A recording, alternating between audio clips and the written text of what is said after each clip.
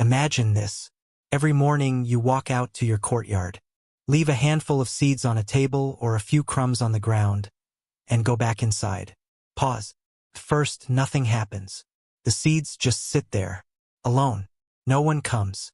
Voice drops slightly, building anticipation. But then one day, one appears. A small bird. It lands about 10 feet from the table. It doesn't come closer. It just looks, studies, and flies away. The next day it comes back. But this time it stays a little longer. Warm, gentle tone. And on the third day, it eats.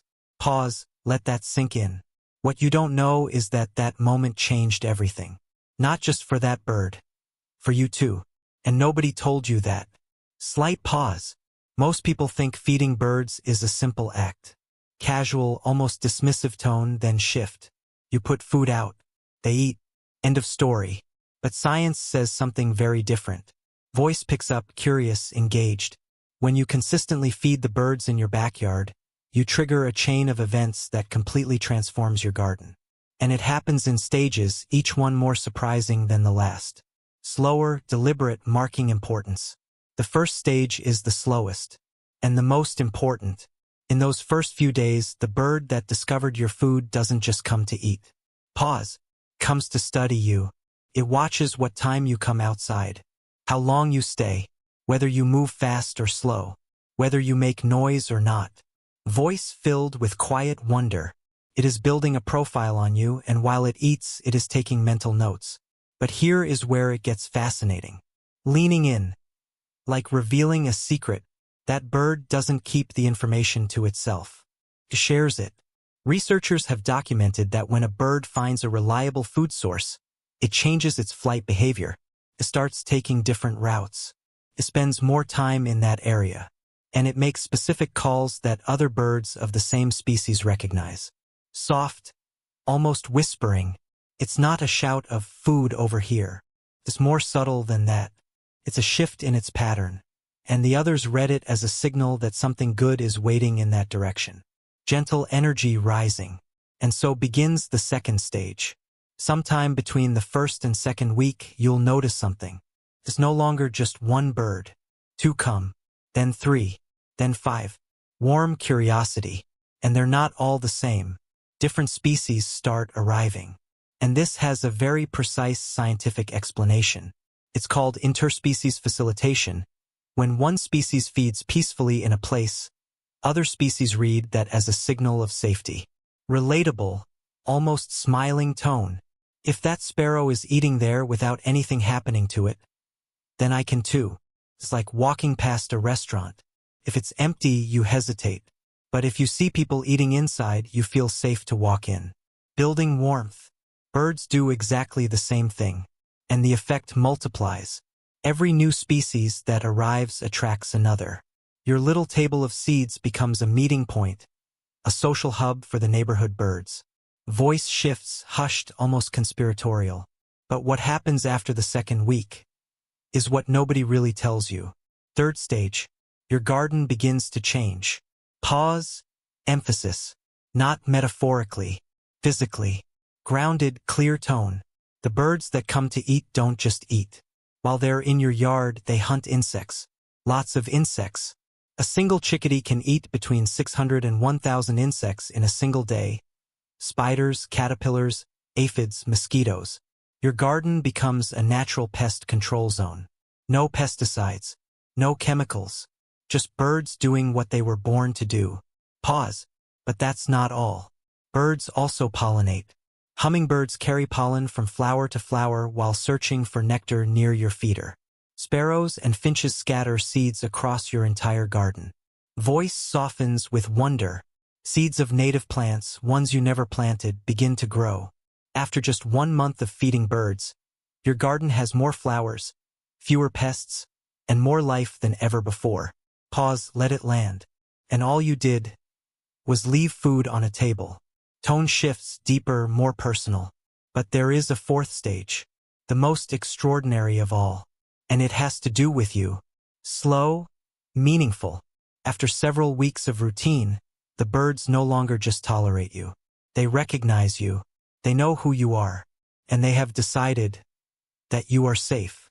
Building warmth, almost emotional, you'll start noticing things you never saw before. A bird that doesn't fly away when you step outside. Another that comes within 3 feet when you sit down. Soft, almost breathless. One that sings, specifically when it sees you appear at the door. Firm, grounded tone, like stating a truth. This is not imagination. This is science. Pause. A study conducted in the United Kingdom found that European robins can associate individual people with food in less than 2 weeks. Slow, deliberate, let each word lawn. They don't recognize humans in general. They recognize you, and they change their behavior exclusively when you appear. Voice warms, this is the emotional peak. But what comes next is what changes the entire experience. The 5th stage, connection. Soft, almost reverent. People who feed birds consistently report something that science is only beginning to measure. A feeling of calm, of purpose, of being connected to something much larger than themselves. Pause. And it's not just a feeling. Confident, clear. Researchers at the University of Exeter found that people who live in areas with more birds have significantly lower levels of anxiety and depression. It didn't matter their income, their age, or where they lived. Simple, powerful. Pause after. More birds, less stress. Gentle, intimate tone, like a friend leaning in. And here is the part that nobody mentions. When you feed birds every single day, you don't just change your garden. You change your routine. Slow, peaceful pacing. You go outside at the same time. You sit in the same spot. You watch in silence. You breathe. You put the phone down, even if just for 5 minutes. Voice softens with emotion. That daily ritual, that quiet pause. It is just as powerful for you as the food is for them. Pause, then with deep warmth. You think you're feeding them, but they are healing you. Tone shifts, gentle but serious. But there is something else you need to know. Something that can ruin everything. If you're not careful. Measured, caring tone. When you start feeding birds, you create a dependency. They adjust their routes, their schedules, their territories all around your food. If one day you stop without warning, they will still come. They will wait. And when they find nothing, they will burn precious energy they cannot afford to lose. Pause. This doesn't mean you shouldn't feed them. It means you should do it with responsibility. Clear and caring. If you start, be consistent. If you need to stop, do it gradually. Reduce the amount little by little over several days so the birds can adapt. Warm, practical tone. And what you give them matters too. Sunflower seeds, excellent. Millet works for many species. Cut fruits attract different birds. Firm but gentle. But white bread has no nutritional value for them. And spoiled food can make them sick. Pause, sincere. If you're going to do this, do it well. Because once you start, it's no longer just your garden. There's 2. Voice pulls back, reflective, summarizing. So, what happens when you feed the birds in your backyard every single day? Building slowly, like a gentle wave. First one comes, then many. Your garden fills with life. The pests disappear. New flowers grow. The birds recognize you. They greet you when you step outside. Soft, emotional, and you, without even realizing it, start to feel better. Pause. All of that, from a handful of seeds on a table. Calm, inviting like an open door. The next time you walk outside, leave something. Anything. Seeds, fruit, clean water. And wait. Gentle pacing. Unhurried. Maybe nothing happens the first day. Maybe not the second either. Voice warms with quiet certainty. But on the 3rd day, someone will come. They will look at you. They will study you.